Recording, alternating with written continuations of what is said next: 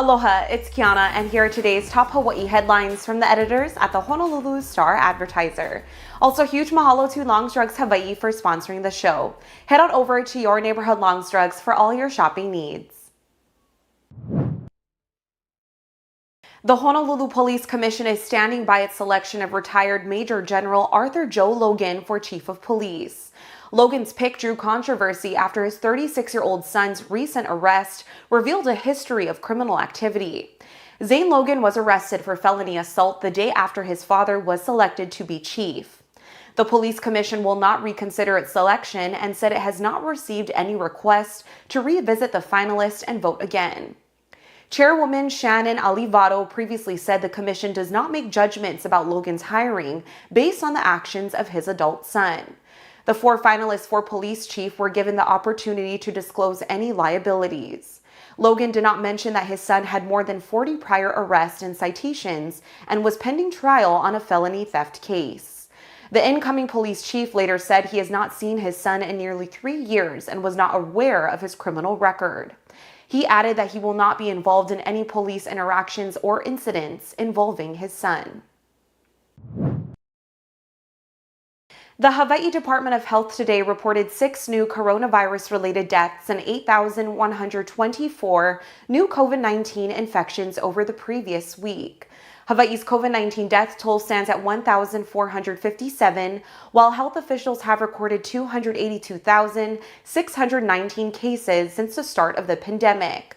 The 7-day average of new cases was reported at 1,210 today, up from 1,098 on May 25th. It is the 10th consecutive weekly increase reported by the DOH. The state's average positivity rate also increased from 18.3% last week to 18.4% today. The health department has recorded back-to-back weekly positivity rate increases for more than 2 months. By island, there were 5,912 new infections reported on Oahu, 966 on the Big Island, 624 on Maui, 503 on Kauai, 17 on Molokai, and 7 on Lanai. 95 infections were reported outside the state. DOH said Memorial Day could have impacted today's data, with fewer people testing on the holiday Monday. DOH Director Dr. Libby Char has said the average daily case counts are likely 5 to 6 times higher than reported because home test kits are not officially tallied. A verdict has been reached in Johnny Depp's closely watched libel suit against ex-wife Amber Heard. A Virginia jury awarded Depp more than $10 million today, vindicating his stance that Heard made up claims that she was abused before and during their brief marriage. The jury also found that statements by one of Depp's lawyers were defamatory and awarded Heard $2 million in damages. The split decision brings an end to a highly public trial that Depp had hoped would help restore his reputation. Heard, who was in court today, said she was heartbroken by the verdict. Depp was not present to hear the decision. Depp sued Heard for libel over an op-ed she wrote for the Washington Post in December 2018. Heard described herself as a public figure representing domestic abuse. Though Depp wasn't named, his lawyer said he was defamed by the article. During the trial, both Depp and Heard claimed they were victims of the other's abuse. 2 men have been arrested after an attempted break-in at a Mo'ili'ili school early Tuesday. Honolulu police responded to a call of suspicious circumstances at the Voyager Public Charter School on Wilder Avenue shortly before 2:40 Tuesday morning. When officers arrived at the school, a truck hit their vehicle. The truck's 21-year-old driver and a 36-year-old man were detained when they tried to flee the scene. Police later discovered that there was a moped in the back of the truck.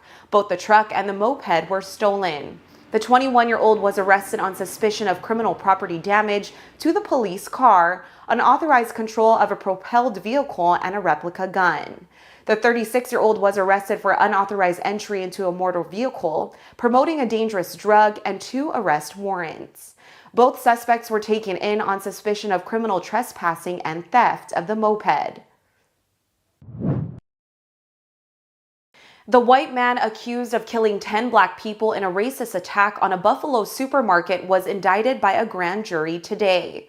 Peyton Gendron faces a state domestic terrorism and hate crime charge that carries a mandatory sentence of life in prison. The 25-count indictment builds on a previous murder charge that was prepared in the hours after the shooting on May 14th. The 18-year-old has also been charged with the attempted murders of 3 people who were shot during the attack but survived. Gendron has pleaded not guilty. New York does not have a death penalty, but adding a state terrorism charge to the list of alleged offenses could help authorities send a message about violent extremism. Prosecutors said Gendron drove about 3 hours from his home in Conklin, New York, with the intent to kill as many Black people as possible. Carrying an AR-15 style rifle, the gunman opened fire on shoppers at a top supermarket in Buffalo. He live-streamed the attack from a helmet-mounted camera. For more on these stories and all the latest headlines, subscribe to the Honolulu Star-Advertiser. Visit Hawaii's top source for breaking news online at staradvertiser.com and download the Star-Advertiser mobile app. Mahalo, have a great day, and we'll see you back here tomorrow.